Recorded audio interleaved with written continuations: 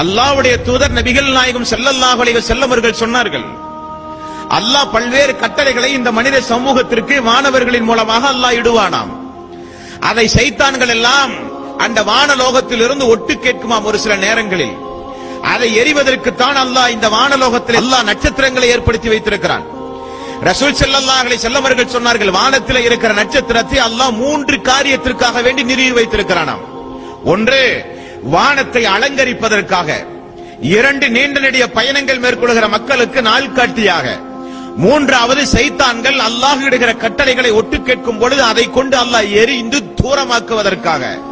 இப்படி 3 காரியத்திற்காக வேண்டி அல்லாஹ் வானலோகத்தில் நட்சத்திரங்களை படைத்திருக்கிறான் என்று ரசூல் ஸல்லல்லாஹு அலைஹி வஸல்லம் அவர்கள் சொன்னார்கள். சைத்தான் அப்படி ஒட்டு கேட்கிறதாம்.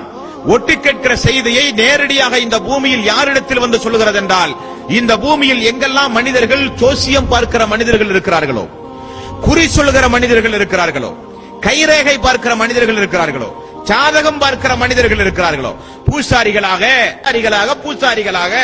யாரெல்லாம் இருக்கிறார்களோ அவர்களிடத்திலே தான் சைத்தான் வருகிறது, அவருடைய உள்ளத்திலே போடுகிறது. ஆகவேதான் 1000ல் 1 உண்மை நடக்கிறது என்றார்கள் நபிகள் நாயகம் ஸல்லல்லாஹு